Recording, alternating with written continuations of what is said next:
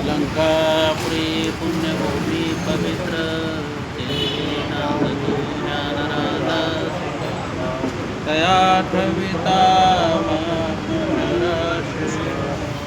नमस्कार माझा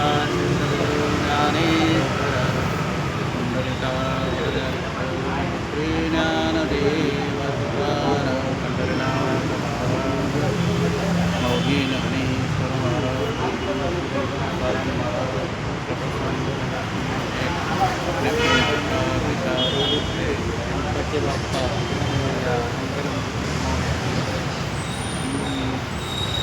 कृपाळू उदार माझा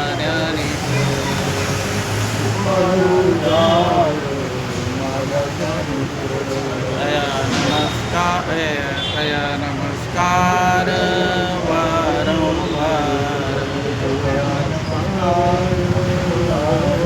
न पाहे आती कुणाचा विचार भक्त करुणाकर ज्ञानाबाई वलदिया भावे शरण जाता भेटी पडित से तूटे जन्म व्याधी न पाहे आती कुणाचा विचार भक्त करुणाकर ज्ञानाबाई ज्ञानाबाई माझी अनाथाची माय एका जनार्दनी पाय वंदित न पाहे आती कुणाचा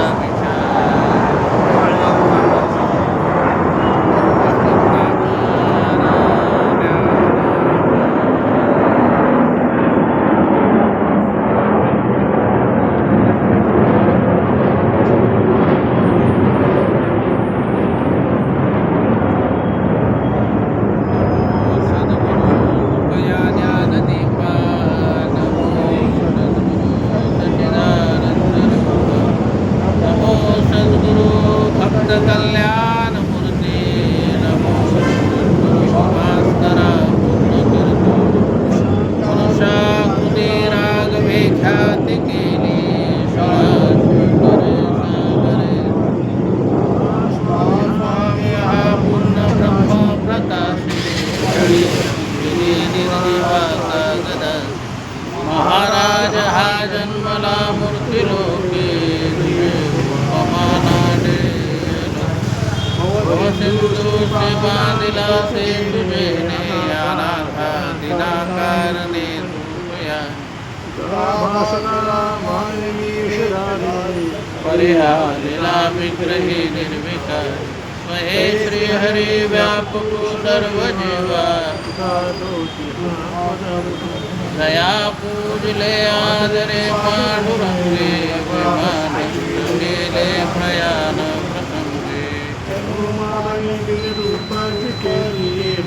न त्यागे ते दिव्य लोकांसे नेली वेद प्रतिपाद्या जय जय स्वस्ति वेद्यारूपा देवाशीरणेषु नने निवृत्तिदासु अवतारिषु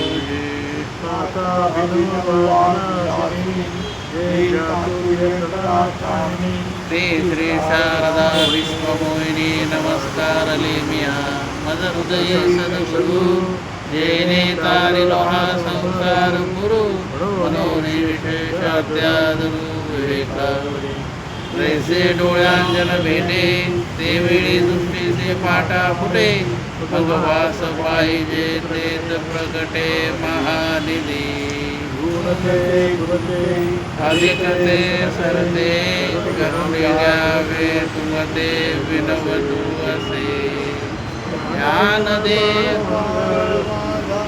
सांगे गीता भगवंता लक्ष द्यावो विनविते मराठी मी त्याची माता. ज्ञानेश्वरी घरोघरी अर्थात ज्ञानेश्वरीची कार्यशाळा या कार्यक्रमात आपल्या सर्वांचं स्वागत आहे. आज आपल्याला दुसरा अध्याय आपला पूर्ण झाला काल परवा, तर त्याचं आपल्याला फक्त सिंहावलोकन करायचं म्हणजे मागे काय शिकलो आपण आत्तापर्यंत थोडा दृष्टिक्षेप आपल्याला टाकायचा. तर आज आपल्याला काही म्हणजे असं परफेक्ट असं चिंतन नाही आहे. पहिल्या श्लोकापासून ते शेवटच्या श्लोकापर्यंत आणि पहिल्या ओवीपासून ते शेवट अशा थोडं एक म्हणजे ओवीवर आपल्याला चिंतन करायचं आहे. तर ते चिंतन करण्यापूर्वी थोडा परिहार देण्याचा असा हे आहे की रविवारी आपल्याला म्हणजे 12 एप्रिलला स्वर समजली आशा भोसले यांचं निधन झालं आहे की नाही वयाच्या 92व्या वर्षी. तर ईश्वर त्यांच्या आत्म्यास शांती देव. ते त्यांचा जन्म 8 डिसेंबर 1933चा होता आणि कालच ना काल डॉक्टर बाबासाहेब आंबेडकरांची जयंती होती, 135वी जयंती. आणि त्यांचा जन्म 14 एप्रिल 1891 झाला आणि ते वारले 6 डिसेंबर 1956 साली. म्हणजे साधारणतः 65 वर्षाचे ते होते मृत्यूसमयी. ते दोन्ही महात्मे म्हणजे यांना ईश्वर कृपे म्हणजे सद्गतीचं मिळणारच आहे म्हणा. तर अभिवादन करू आपण आणि आपण आपल्या कार्यक्रमाला सुरुवात करू. तर आत्तापर्यंत आपण 2 अध्याय पूर्ण केले आणि ह्या 2 अध्यायाचे कसे सांगडे बघा. पहिल्या अध्यायामध्ये जो पहिला अध्याय आहे त्याला अर्जुन विषाद योग म्हणतात आणि दुसऱ्या अध्यायाला सांख्य योग म्हणतात, आहे की नाही. आणि पुढचा जो अध्याय आहे त्याला कर्मसन्यास योग म्हणतात. आता याच्यामध्ये पहिल्या अध्यायामध्ये आपण 47 श्लोक शिकलो. किती? 47. आणि दुसऱ्या अध्यायामध्ये आपण 72 श्लोक बघितले. आपण एकूण मिळून आत्तापर्यंत आपण 119 श्लोकांचा म्हणजे थोडा अभ्यास केला. समाचार घेतला 700 पैकी. म्हणजे त्याची टक्केवारी जर का काढली तर 60% आपण श्लोक बघितले. गीतेचे 700 श्लोक आहेत, तर आपण 60% आपण त्याचं अवलोकन केलं. आणि आत्तापर्यंत 275 ओव्या पहिल्या अध्यायाच्या, दुसऱ्या अध्यायाच्या 375.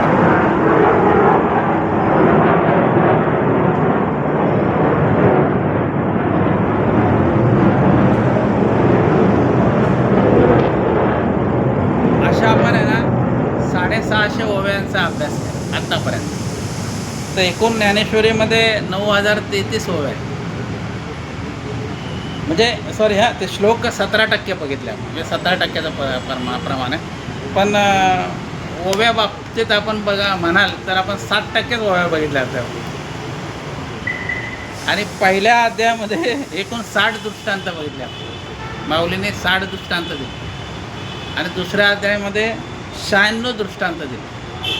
म्हणजे एकूण मिळून आपण आत्तापर्यंत 156 दृष्टांत बघितले या 2च अध्यायामध्ये. आणि याच्या पुढे बरंचसं काही आहे. असं म्हणतात की ज्ञानेश्वरीमध्ये 3500 दृष्टांत आहेत, त्यातले आपण फक्त 4%च बघितले होतात.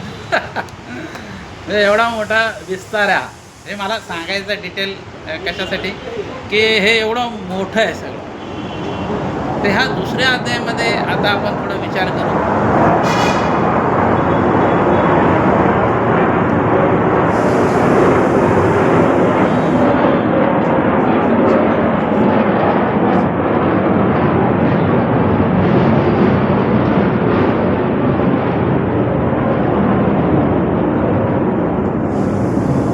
अध्यायामध्ये ना आपण एकूण मी तुम्हाला म्हटलं की 72 श्लोक आहेत, ठीक आहे ना दुसऱ्या अध्यायामध्ये.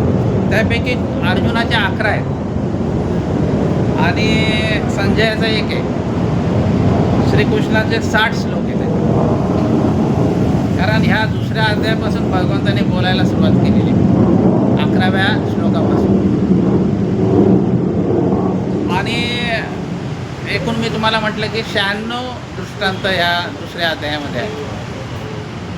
आता याच्यामध्ये माऊली असं म्हणते की दुसरा अध्याय काय आहे त्याच्यामध्ये, तर असं म्हणतात की मोक्षदानी स्वतंत्र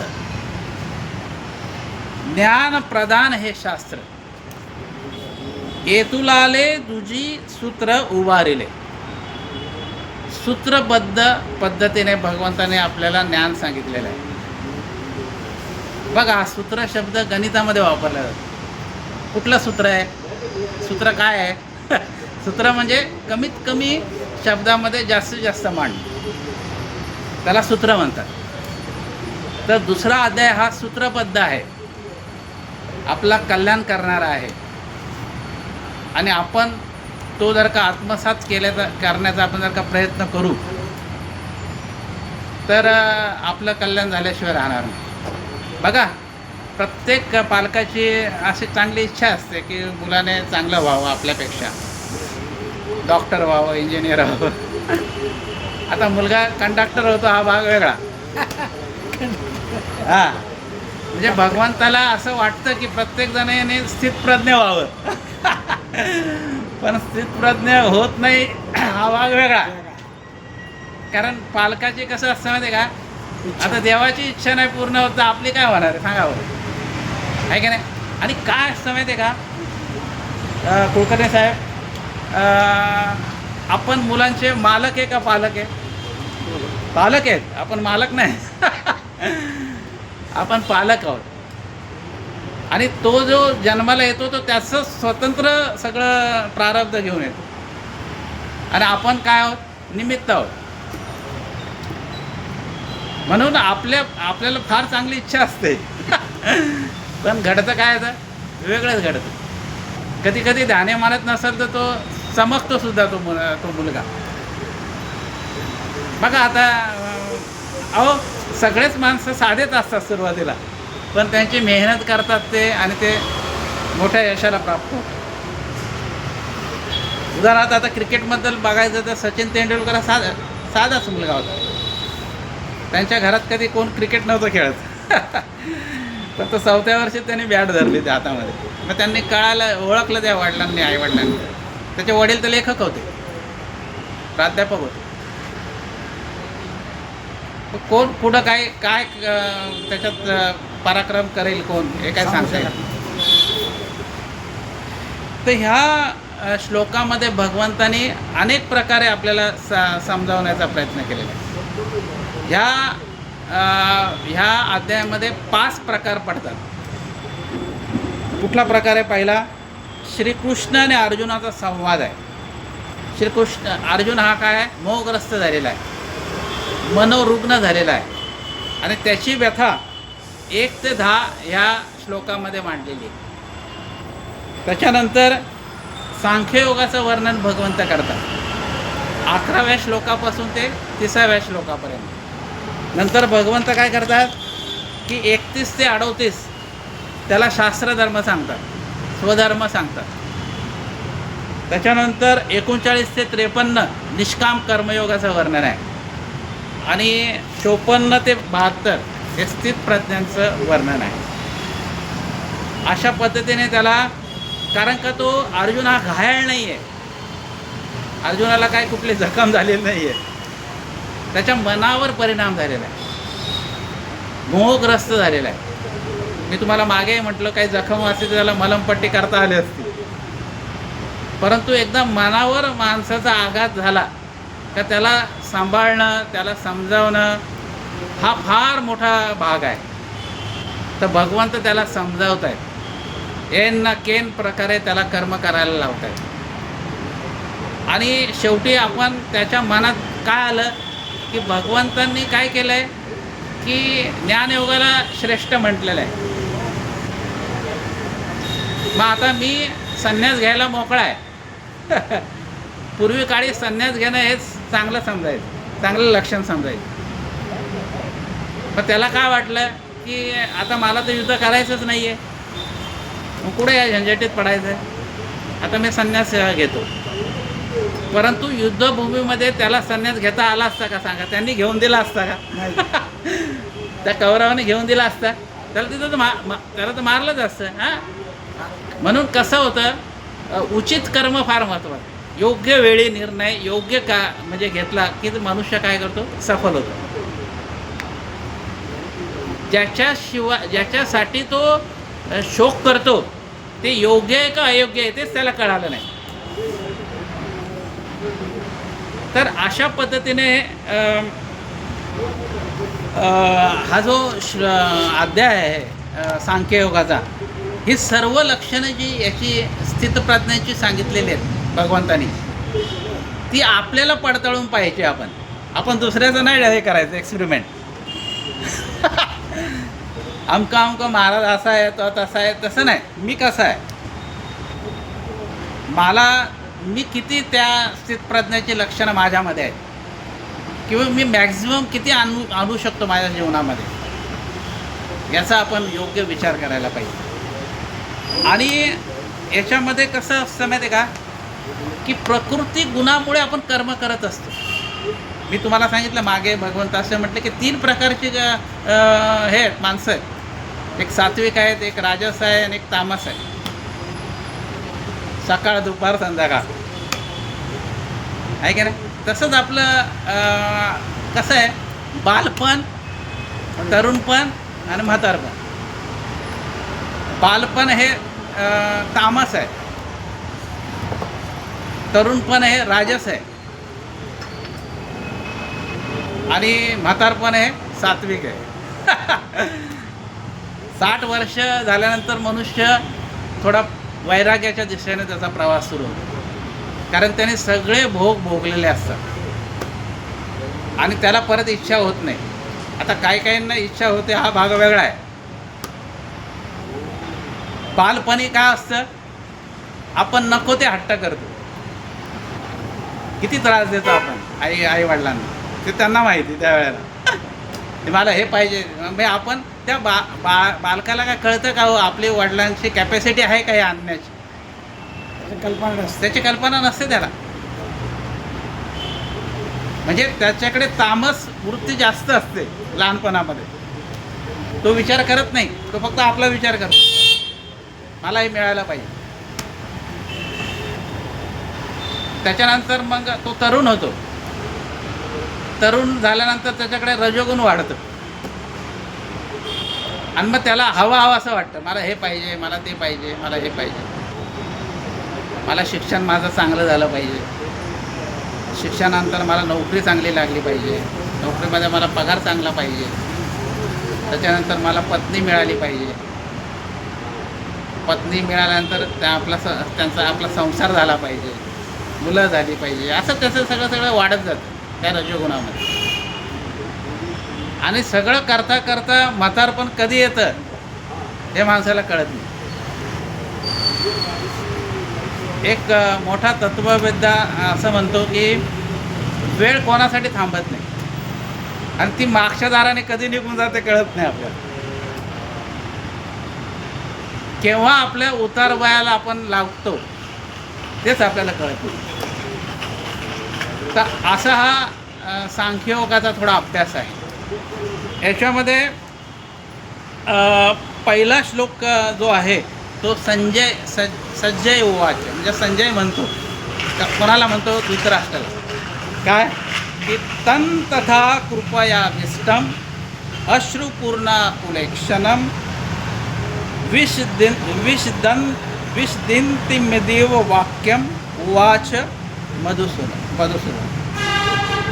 तो अर्जुनाचं वर्णन करतोय, अर्जुनाच्या स्थितीचं वर्णन करतोय. तो काय झाला आहे, तो करुणेने आकळलेला आहे आणि काय त्याचे डोळे अश्रूंनी भरलेले आहेत आणि शोक करतोय, असं तो संजय कोणाला म्हणतोय? धृतराष्ट्राला म्हणतोय. आणि अशा प्रकारे संजय हा अर्जुनाचं वर्णन करतो, कारण तो मोहग्रस्त आहे. आणि याच्यामध्ये एक ज्ञानेश्वरांनी एक ओवी टाकलेली आहे. ती ओवी बघा कशी आहे. मनोनी कृपा आकळीला दिसतच आहे अति कोमाईला, जैसा कर्दमी रूपाला राजहंस. ती गोष्ट तुम्हाला सांगितली ते राजहंसाची. म्हणजे राजहंस हा लीलया चिखलामध्ये पळतो. अर्जुन हा साधासुद्धा नाही आहे, तो नर आहे. नारायण श्रीकृष्ण आहेत, ही जोडी आहे नर नारायणाची. तो मोहात पडणं अशक्य आहे, परंतु पडला. जसं राजहंस लीलया त्या चिखलात चालत असतो, परंतु कधीतरी तो चिखलात सुद्धा फसतो, त्याला अंदाज येत नाही त्या चिखलाची डेप्थ किती आहे. आणि जेव्हा तो रुतला जातो तेव्हा एक पाय काढला का दुसरा पाय खाली जातो, त्याला बाहेर येता येत नाही आणि त्याचा प्राण त्याग होतो. कारण तुम्हाला माहिती आहे ते 6 फूट उंचीचे असतात, त्यांना कोण बाहेर काढणार नाही, असंच जातात. तसं हा पूर्ण मोहामध्ये बुडालेला आहे अर्जुन, परंतु त्याला कोणी बाहेर काढलं? भगवंताने बाहेर काढलं. आणि त्याला समजावता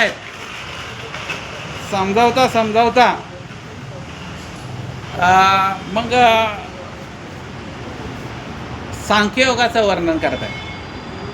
म्हणजे 11व्या श्लोकामध्ये भगवंत असं म्हणतायत की तो पहिला श्लोक आहे श्रीकृष्णाचा.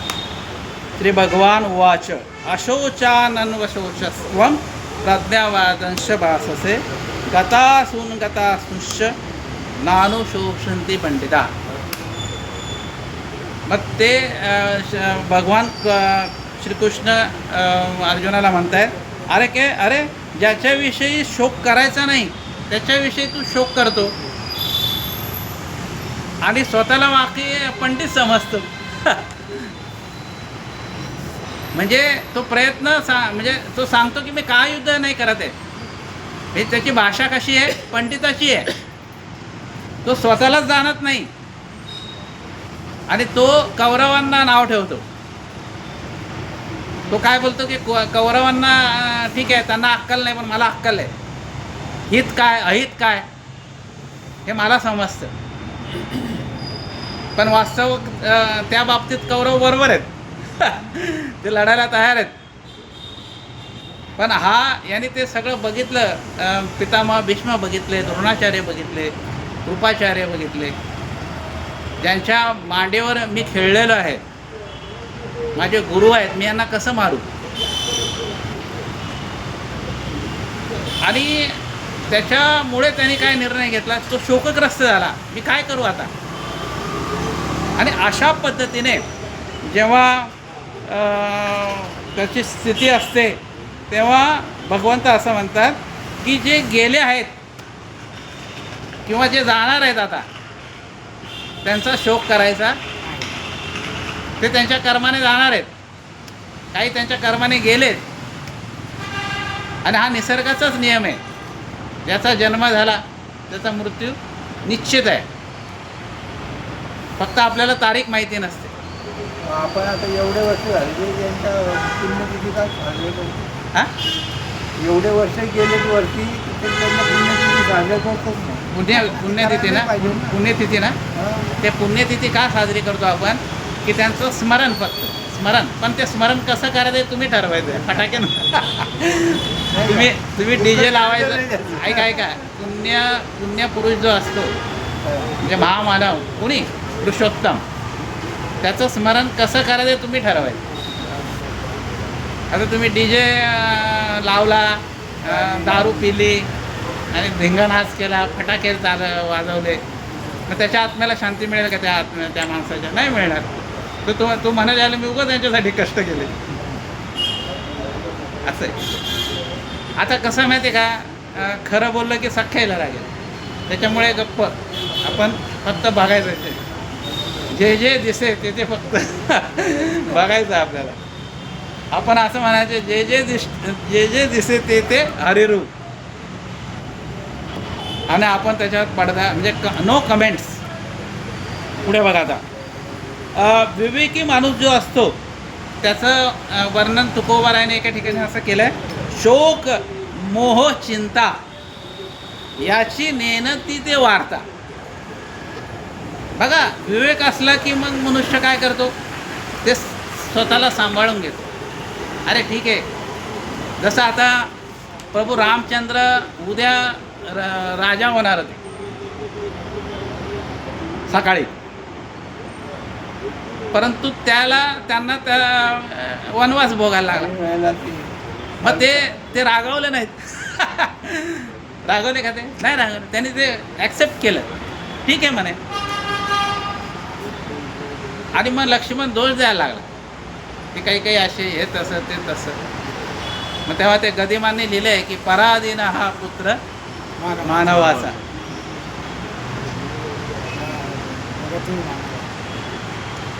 त्याच्यामुळे कोणाला दोष ना कोणाचा,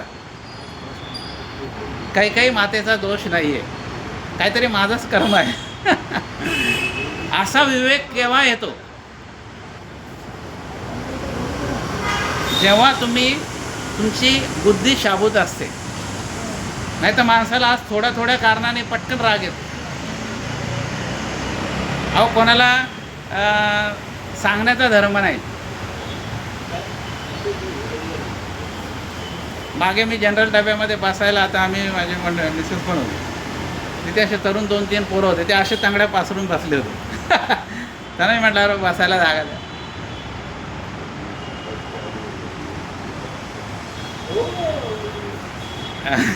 आप खडा राहो मला. तर मी त्याला असं बोला, अरे मी तुझ्या वडिलांच्या मेरा बाप निकलता आहे असं. अरे म्हटलं तुझा बाप. हे असं आहे.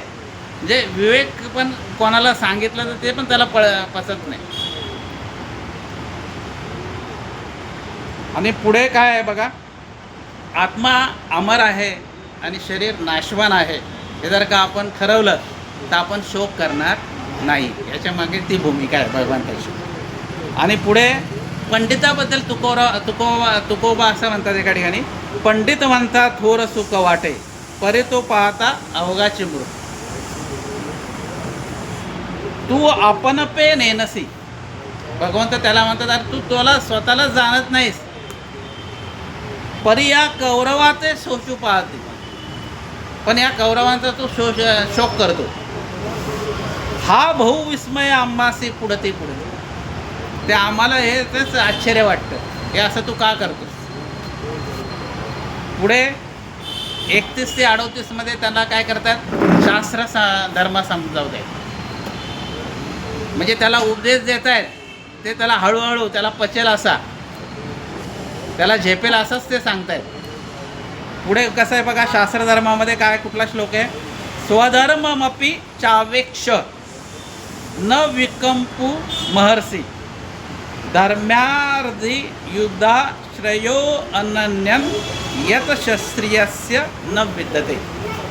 याचा अर्थ असा आहे की तू स्वतःचा धर्म बघ, तुझा धर्म आहे, तू क्षत्रिय आहेस, क्षत्रियाचा धर्म आहे युद्ध करणं. आणि पुढे ते करत असताना तू डगमगू नकोस. विकम पितू म्हणजे डगमगायचं नाही. आपलं कर्म करताना आपण निश्चितपणे करायचं, ठामपणे करायचं. कोण काय म्हणेल याचा विचार करायचा नाही. परत पुढे काय, युद्ध धर्म करण्याचं याच्यापेक्षा दुसरं कुठलं श्रेष्ठ कर्म नाही आहे. क्षत्रियाला युद्ध करणं हेच श्रेष्ठ आहे. आणि धर्मयुद्ध करण्याखेरीज क्षत्रियाला दुसरं कुठलंच पुण्य काम नाही आहे. हे या श्लोकामध्ये भगवंत त्याला सांग, म्हणजे त्याला त्याच्या धर्माची कर्माची जाणीव करून देत आहे. पुढे निष्ठावंत भाव, भक्ताचा स्वधर्म, निर्धार हे वर्म चुकू नये. कुठलंही कर्म करताना निर्धार आहे आपण चुकवायचा नाही. पुढे त्या संबंधित ज्ञानोबा राय काय म्हणतात, तरी स्वधर्मू एकू आहे तो सर्वदा त्याज्य नव्हे, मग तरी जेल काय पाहे कृपाळूपणे. स्वधर्माचं जर का आपण आचरण केलं तर आपला उद्धार निश्चित आहे, असं ज्ञानोबा राय आपल्याला म्हणतात. पुढे बघा काय असं आहे, कर्मयोगाचं वर्णन आहे, निष्काम कर्मयोग. ते 39 ते 53 अशा भागामध्ये आहे. तर त्याच्यामधला एक श्लोक आहे बघा, नेहामी कर्मनाशोस्ति प्रत्यवायो न विद्यते स्वल्पमप्यस्य धर्मस्य त्रायते महतो भयात. याच्यामध्ये भगवंत असं म्हणतात की निष्काम कर्मयोगाचा प्रारंभ जरी केला आपण किंवा प्रयत्न जरी केला तरी त्याच्यापासून कुठलाही अपाय तुम्हाला होणार नाही. आणि पुढे असं म्हणतात भगवंत, निष्काम कर्माचे थोडे जरी साधन आपण केलं तरी आपण जन्म मृत्यूचं जे भय आहे त्याच्यापासून आपण मुक्त होतो. निष्काम कर्म आपण सुरुवात जरी केली तरी असा त्याचा परिणाम आहे. म्हणजे सुरुवातीलाच निष्काम तुम्ही करू नाही शकत, पहिल्यांदा तुम्ही सकाम कर्म करा. गीता तुम्हाला सांगते तुम्ही पहिलं सकाम व्हा आणि मग सकाम करता करता करता मग आपण निष्काम होऊ. म्हणजे आपलं जर का पोट भरलं तर आपण समाजाचा विचार करू. आता जिथे आपणच उपाशी आहे ते दुसऱ्याला काय तुम्ही देणार. म्हणून आपण आधी सक्षम व्हायचं आहे आणि मग आपण दुसऱ्याचा विचार करायचा. परंतु काही जण याच्यामध्ये सक्षम असूनही दुसऱ्याचा विचार करत नाही.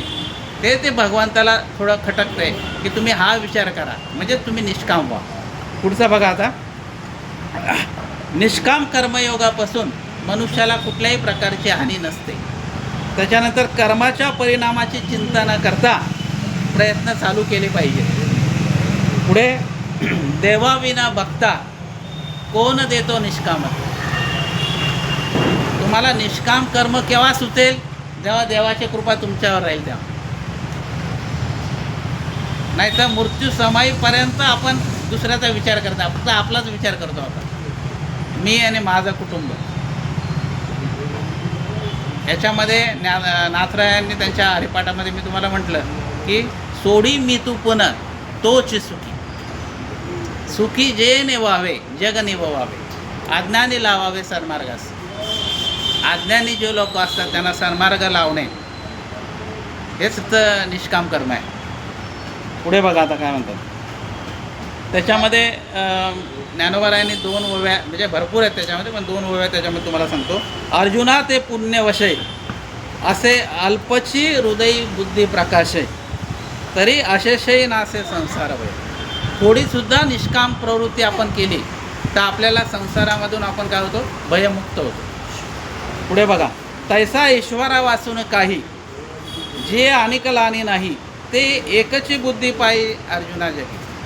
ते फक्त ईश्वराचाच विचार करतात, त्याला सत्सद विवेक बुद्धी असं म्हणतात. आणि पुढे 42 क्रमांक, 43 क्रमांक आणि 44 क्रमांक, मनुष्याला दुर्बुद्धी का सुचते याचा विचार आहे. आणि पुढे 54 ते 72 स्थितप्रज्ञांचा विचार आहे. आपण काल 72वा ब्राह्मी स्थितीचा श्लोक घेतला, त्यातला एक श्लोक आहे बघा 55 क्रमांकाचा, तो आपण म्हणतो, मी म्हणतो बघा, प्रजाहाती यदा कामान सर्वान पार्थ मनोगतान आत्मनेवात्मना तुष्ट चित्तप्रज्ञस्य तदोच्यते. म्हणजे प्रजा हाती म्हणजे पूर्णपणे तो कामनेचा काय करतो, त्याग करतो. चित्तप्रज्ञा काय करतो, पूर्णपणे कामनेचा त्याग करतो. आणि मनातील जेवढ्या इच्छा निर्माण होतात, सर्व प्रकारच्या कामना, त्याचासुद्धा तो त्याग करतो. आणि आत्म्यामध्ये नेहमीच संतुष्ट राहतो, नेहमी आत्मा आनंदी राहतो, आणि त्याला स्थितप्रज्ञा असं म्हणतात. आणि कामनेचा त्याग, आत्मसंतुष्ट, ज्ञानी, स्थिर मन, ही सगळी लक्षणं कोणाची आहेत, स्थितप्रज्ञाची. तर आपण हळूहळू का होईना आपण स्थितप्रज्ञ व्हायचा प्रयत्न करायला पाहिजे. मी तुम्हाला मागे सांगितलं की सकाळ, दुपार, संध्याकाळ आहे, तर सकाळ आपण वाढवायची आहे. आपण स्वतःला नियम करायचा आहे, सकाळी उठल्यानंतर आपण काय केलं पाहिजे. आपण राम रक्षा, हनुमान चालिसा, मारुती स्तोत्र, थोडा गीताचा एक अध्याय, ज्ञानेश्वरीचं थोडं वाचन, तुकोबारायांच्या गाथेचं थोडं वाचन, विष्णू सहस्रनाम, हे जेवढं करायला गेलं तर 24 तास पण पुरे आहेत. पण त्यातले त्यात काहीतरी आपण काय केलं पाहिजे. आणि त्याच्याशिवाय आपुला तो एक देव करून घ्यावा, त्याविना जेव्हा सुख नाही. बघा, आपण किती प्रयत्न केले संसारामध्ये तरी आपल्याला सुख भेटणार नाही. आपल्याला सुख फक्त बघा इथं मंदिरात आल्यावर शांत वाटतं की नाही. आपण घर किती स्वच्छ ठेवलं, घरातही शांतता आहे, घर एक मंदिर पण तरी मंदिरात आल्यावर बघा, आता हे भालेराव महाराज सांगतील, ते जातात मंदिरात तर त्यांना कसं वाटत असतं. जो करतोय ना त्यालाच अनुभव आहे. आणि त्याच्यासारखा आनंद पुढे. अहो, सर्व सुखाचे आगर बाप रुक्मा देवी. सगळं सुख तिथेच आहे, पण माणूस ते सोडतो आणि दुसरीकडेच जातो आणि मग तो दुःखाच्या गराड्यामध्ये पडतो. तर अशा आशयाचा आपला हा दुसरा अध्याय आपण समाप्त केलेला आहे. आता आपला तिसरा अध्याय जो आहे तो आपण सोमवारपासून सुरू करू. तर माझी अशी इच्छा आहे, आजपासून ते सोमवारपर्यंत 2 अध्याय आपण ज्ञानेश्वरीच्या घरी वाचावेत. घरी ज्ञानेश्वरी नसेल तिथून ज्ञानेश्वरी घेऊन जा आणि सोमवारी परत आणा. मग आपण तिसऱ्या अध्यायाची तयारी करू. कुंडलिका वरद्या विठ्ठल ज्ञानदेव तुकाराम पंढरीनाथ भगवान माऊली ज्ञानेश्वर महाराज, जगद्गुरु श्री संत तुकाराम महाराज, जगसंत आपले माता पिता श्री अनंता मधुसूदना जगव्यापका जनार्दना सकळ देवादि देवा महानंदा महानुभवा चक्रंधरा विश्वंभरा सहस्रपदा सहस्रकरा कमलनयना कमलपते भवतारका धरितशती अग हे सगुणा निर्गुणा वसुदेव देवकी नंदना तुकाला लोटांगणी हेची करीतसे विनवनी सकळ देवादि देवा महानंदा महानुभवा माता विश्वात्मके देवी ये देवाज्ञ तुझावे दोषोनी वरद्यावे पसाय दाने सत्कर्मरदे वाढो पूर्वा परस्परे बळो मैत्र दुरिताचे दिविरगावो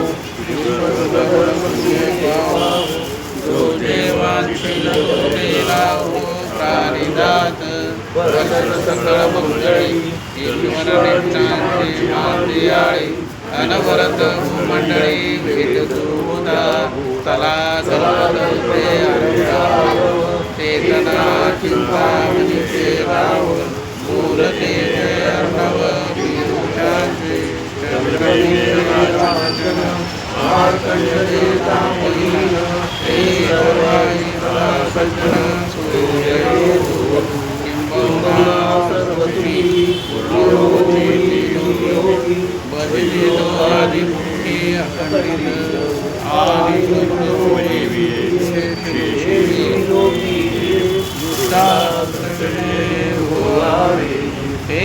मने श्री विश्वेश्वराहो दान